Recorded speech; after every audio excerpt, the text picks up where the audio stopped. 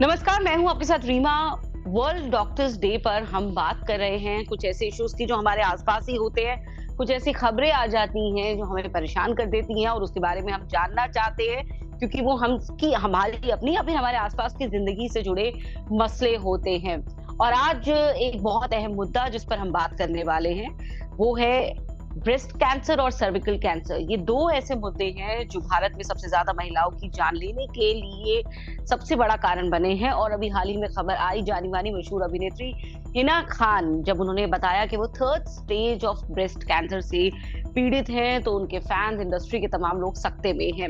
ऐसे में आज हमने सोचा वर्ल्ड डॉक्टर्स डे पर बात इसी मुद्दे पर हम करेंगे। हमारे साथ है दो लीडिंग गायनीज और उनसे हम जानेंगे कि दरअसल ये जो दोनों भीषण बीमारियां हैं, इसके इनिशियल सिम्टम्स क्या है, कैसे इनकी चपेट में आने से बचा जा सकता है। हमारे साथ है doctor Neha Bajaj, senior gynaecologist. Neha, आपका बहुत बहुत स्वागत है। धन्यवाद।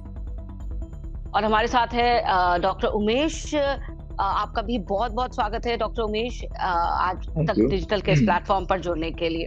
जी। Thank you. सबसे पहले नेहा, सबसे पहले मैं आपसे शुरू करना चाहूंगी। अगर हम ब्रेस्ट कैंसर की बात करें, like we are seeing in the case of Hina Khan, एक आदमी पूरी तरह से, एक महिला पूरी तरह से स्वस्थ लगती है, हेल्दी है, रेगुलर एक्टिविटीज हैं, और क्योंकि वो एक सेलिब्रिटी हैं तो हमने ये भी देखा है कि अपनी हेल्थ को लेकर के भी वो बहुत कॉन्शियस रहती हैं।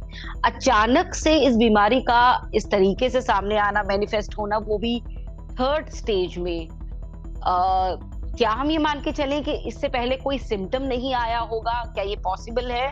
क्या ऐसा हो सकता है कि आप पूरी तरीके से हेल्दी रहें और अचानक थर्ड स्टेज में ही आपको पता चले कि ये बीमारी है? Yes, it is possible. अगर हम ब्रेस्ट कैंसर की बात करें तो ब्रेस्ट कैंसर में silent cancers are also common long before कि अगर आपको सिम्टम्स आते हैं या अगर आपको बहुत माइनर सिम्टम्स आ सकते हैं, जैसे जिनको आप नज़रअंदाज कर सकते हैं। Recent change in the size of the breast, so people think कि शायद मेरा वेट गेन हो रहा है इसलिए मेरे साइज ऑफ ब्रेस्ट बढ़ रहा है। कभी कभी कुछ ट्रिकलिंग सेंसेशंस, कभी पेन होते हैं, तो लगता है कि शायद हार्मोनल चेंजेस की वजह से या हमने आज ज़्यादा काम कर लिया इसकी वजह से, तो they can be symptoms, they can not be symptoms. So symptom less भी हो सकता है which is again diagnosed at a later stage, या बिल्कुल माइल्ड सिम्टम्स हो सकते हैं जिनको हम अपनी आमतौर की नॉर्मल जिंदगी से लिंक कर लेते हैं और उनको नजरअंदाज करके चलते हैं। गुड। डॉक्टर उमेश, आपसे मैं जानना चाहूंगी, जब बात आती है अवेयरनेस की, ब्रेस्ट कैंसर हो या सर्विकल कैंसर हो, अवेयरनेस के लेवल पर डॉक्टर उमेश आप कहाँ देखते हैं? जो केसेस आपके पास आते होंगे, क्या छोटे मोटे सिम्टम्स को ऑब्जर्व करके लगता है महिलाओं को कि कुछ हो रहा है उनके साथ अनयूजुअल? और यूजुअली आपके पास भी आपने देखा कि जब बहुत ग्रेव हो जाती है कोई सिचुएशन, तभी आते हैं पेशेंट्स? यस, प्रॉब्लम यही है। दोनों कैंसर में सबसे ज्यादा लिथल इसीलिए है क्योंकि इनके कोई सिम्टम्स होते नहीं है, या जब वो सिम्टम्स शुरू करते हैं उस टाइम लेडीज को she is already in last stage of cancer. मतलब चाहे आप ब्रेस्ट कैंसर कहो या whether it is cervical cancer, both have no pain. इनको कोई पेन नहीं होता है या कोई ऐसा सिम्टम्स नहीं जिससे वो समझे कि अपने को अनयूजुअल थिंग होती है। इन ब्रेस्ट कैंसर ऑल्सो उसमें सिर्फ थोड़ा स्किन में चेंजेस होते हैं या थोड़ा हार्डनिंग ऑफ लम्प टाइप होता है, जिसमें कि कोई पेन या कोई दर्द नहीं होता है। सो जनरली लेडीज उसको यूजुअली लेते हैं कि ठीक है, थोड़ा बहुत चेंजेस है, मैं जाऊंगी बाद में कभी। पर जब उसमें पकड़िंग मतलब स्किन रिट्रैक्शन होना है या निप्पल में कुछ चेंजेस होते हैं या फिर पेन शुरू होता है, जब वो आते हैं तब तक उसमें ऑलरेडी स्प्रेड काफी हो चुका होता है। तो this is why awareness is very important, because regular checkup ही इसका डायग्नोसिस है। अदरवाइज डायग्नोस करना बहुत डिफिकल्ट है unless they are into advance stage of cancer. So इसीलिए दोनों कैंसर के लिए अवेयरनेस प्रोग्राम आर मस्ट। और आपने देखा होगा कि बाकी किसी भी कैंसर के अवेयरनेस के लिए इतना गवर्नमेंट प्रोग्राम रन नहीं करती जितना कि सर्वाइकल कैंसर और ब्रेस्ट कैंसर के लिए रन कर रही है। बिकॉज ये डायग्नोस होना भी बहुत ईजी है अगर पेशेंट खुद के बारे में अवेयर हो। अगर उनको लगता है कि मुझे डायग्नोस करना है तो इनको टेस्ट भी काफी सिंपल है और they can diagnose early if people are aware of it. इसलिए इसका अवेयरनेस बहुत इंपॉर्टेंट है। एग्जैक्टली। डॉक्टर नेहा, आपसे मैं जानना चाहूंगी कि अगर कोई लेमैन भी ये जानना चाहता है जो बहुत ज्यादा मेडिकल टर्म्स से अवेयर नहीं है, अगर वो ये समझना चाहता है कि इनिशियल सिम्टम्स ब्रेस्ट कैंसर के क्या हैं, शरीर में आए हुए बदलाव, या फिर क्या इसका आपके आपके अंदर क्या कोई मूड चेंजेस भी होते हैं, या आपके बॉडीली कुछ और भी चेंजेस मैनिफेस्ट होते हैं ब्रेस्ट में चेंजेस के अलावा, तो वो इनिशियल सिम्टम्स क्या है जो थोड़ा बहुत भी समझ के एक आदमी ये समझ सकता है कि ये सिम्टम्स हैं। राइट। सो ब्रेस्ट कैंसर की जब भी हम अवेयरनेस की बात करते हैं तो आमतौर पे हम अपने ओपीडी में आने वाले पेशेंट्स को, आम महिलाओं को, या हम जब भी अवेयरनेस कैंप्स करते हैं उनको कुछ बेसिक सिम्टम्स हमेशा बताते हैं कि आपको इनका ध्यान रखना है। अगर रिसेंट आपको लगता है आपके ब्रेस्ट के साइज में चेंज आया, अचानक से एक ब्रेस्ट में स्वेलिंग नजर आ रही है, एक ब्रेस्ट बिल्कुल नॉर्मल है जो आपको नॉर्मल नहीं लग रही है, तो आपको डॉक्टर से मिलना चाहिए। सबसे कॉमन है लंप। लंप मतलब एक गांठ। अगर आपको अपने ब्रेस्ट में गांठ समझ में आ रही है और जिसके लिए सेल्फ ब्रेस्ट एग्जामिनेशन, जो खुद से खुद के स्तनों की जांच करना हम सिखाते हैं औरतों को, वो बहुत जरूरी है रेगुलर प्रैक्टिस में लाने के लिए। कभी कभी निपल्स में पेन होना, ब्रेस्ट में पेन होना, निपल से पानी निकलना, पस निकलना, खून मिला पानी निकलना या हरा पानी निकलना, ये 4 कलर्स हम बताते हैं कि अपने निपल्स को देखिए, ब्रेस्ट के साइज को देखिए, ब्रेस्ट में कुछ गांठ है वो देखिए, या आपको अगर वहां पे कोई सूजन, स्किन रैश, लोकल एरिया का रेडनेस नजर आता है, तो इसके लिए सबसे इंपॉर्टेंट है एक मिरर के आगे खड़े होकर खुद के ब्रेस्ट्स को एग्जामिन करना, एक पीरियोडिक इंटरवल, मंथली इंटरवल्स पे करने के लिए। कुछ अवेयरनेस आपको अपने रिस्क फैक्टर्स की भी होनी चाहिए कि अगर आप लाइकली हैं, एक जनरल पॉपुलेशन से आपको ज्यादा रिस्क है कि आपको ब्रेस्ट कैंसर हो सकता है, जैसे अगर आपकी मम्मी, नानी, मौसी, सिस्टर्स, किसी में भी gynaecological cancers, specially ovary, uterus या ब्रेस्ट कैंसर की कोई हिस्ट्री है, अगर आपने कोई रेडिएशन एक्सपोजर लॉन्ग समय तक लिया है, अगर आपकी कोई कैंसर थेरेपी चली है specially upper part of the body में, तो आप एक हाई रिस्क ग्रुप में भी लैंड कर जाते हैं। एंड जहां तक आपने मूड स्विंग्स की बात की, तो जनरली जैसा डॉक्टर साहब ने बताया, breast cancers normally silent cancers होते, इसमें सिम्टम्स बहुत नहीं आते और जब तक हमें सिम्टम्स पता चलते हैं तो वो एडवांस हो चुका होता है। मैं ये भी बोलना चाहूंगी, हर गांठ कैंसर नहीं है। कई गांठ या मैक्सिमम गांठ बिल्कुल नॉर्मल गांठ होती है जो कैंसर नहीं होकर एक बेनाइन, जो हम बोलते हैं नॉन कैंसरस गांठ होती है, एक ब्रेस्ट की एबनॉर्मल ग्रोथ होती है। पर जब भी किसी को सिम्टम्स हो, पेन हो, लंप हो, डिस्चार्ज हो, एबनॉर्मल स्किन टेक्सचर हो रहा हो, तो यही है जो आपको अर्ली डायग्नोसिस भी करा सकते हैं अगर आप सही समय पे डॉक्टर से मिलें। एग्जैक्टली। अभी जैसे जो हिना खान के साथ हुआ है और वो ये बता रही हैं, तो she has come out very strong. उन्होंने बोला कि मैं मेरा ट्रीटमेंट शुरू हो चुका है और जल्दी मैं उम्मीद करती हूँ इससे निकलने की। लेकिन थर्ड स्टेज सुनकर के ही डॉक्टर नेहा लोग इतना डर जाते हैं। कितनी संभावनाएं हैं रिकवर करने की? अब लेटेस्ट अगर हम पैथीज की, थेरेपीज की बात करें तो। Yes.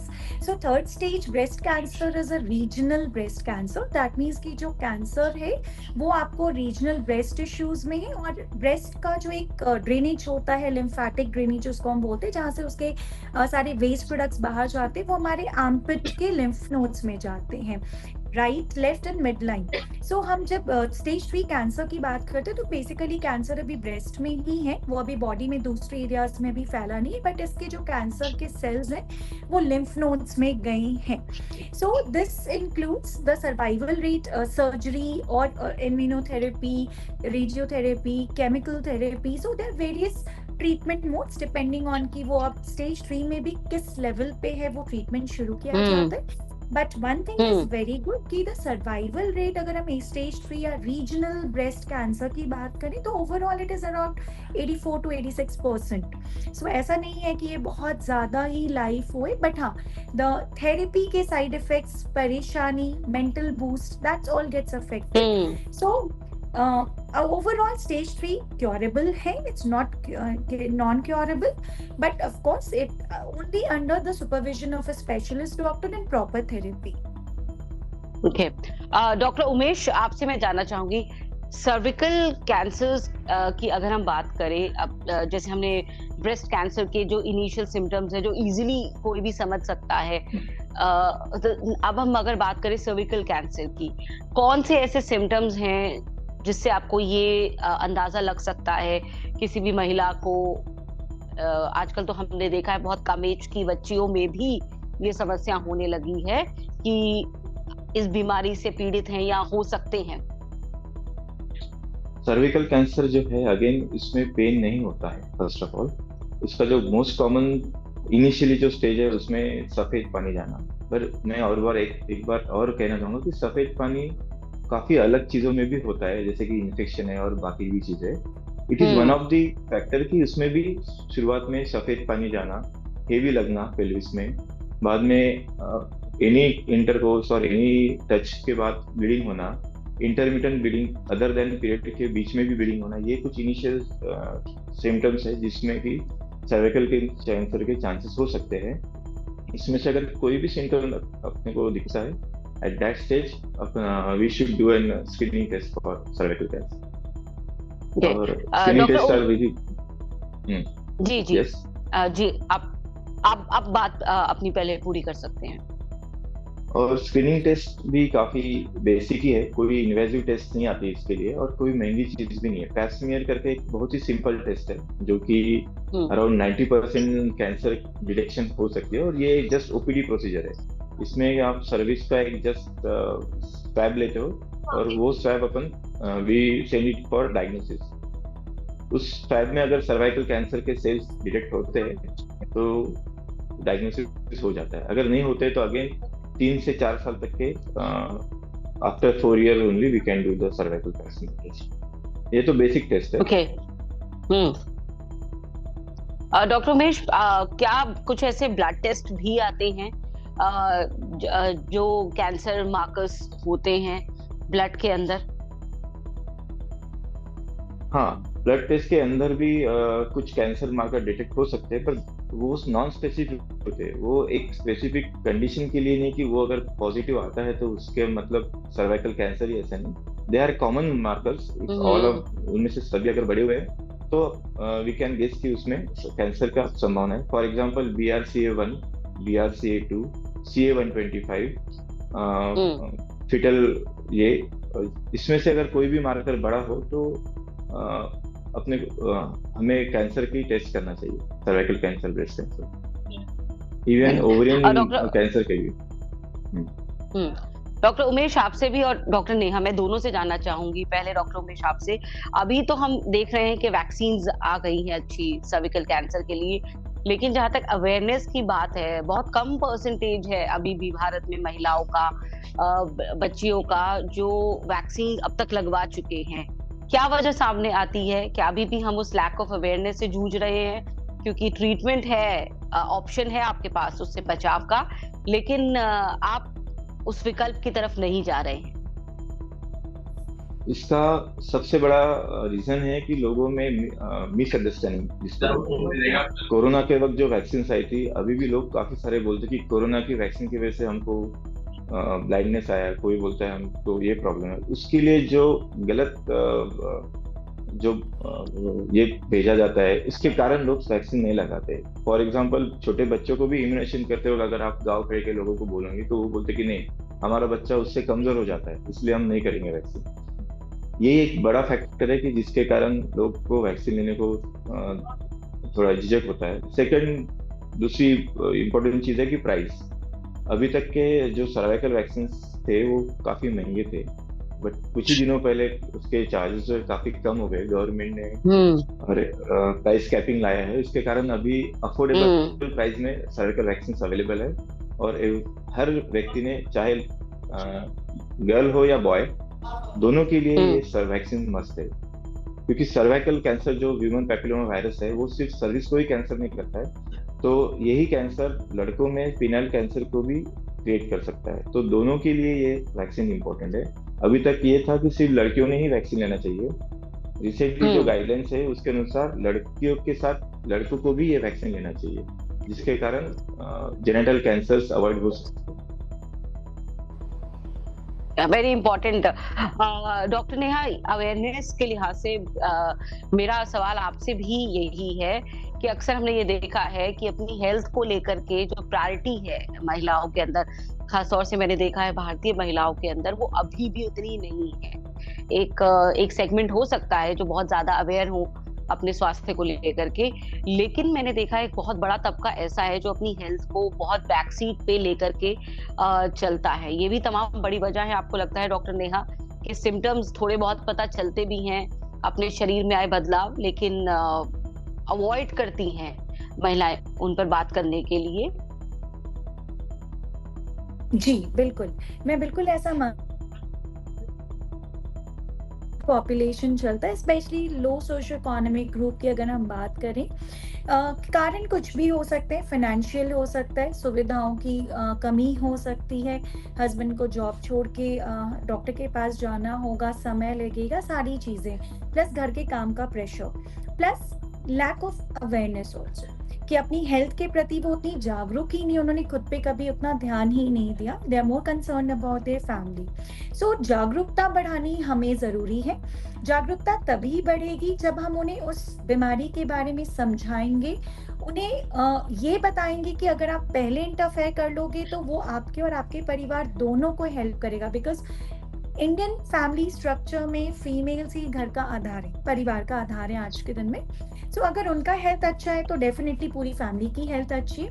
और जहाँ तक अभी हमने सर्विकल कैंसर अवेयरनेस की बात की, तो मुझे लगता है कि we should target more of school population. Government के ये उसमें आना चाहिए पॉलिसीज में, vaccination camps at a very low cost. अभी जो कॉस्ट रिडक्शन किया गया है, बट स्टिल जो सर्विकल कैंसर वैक्सीन अवेलेबल है, फिर भी उसका चार्ज इज अप्रोक्सीमेटली 2K।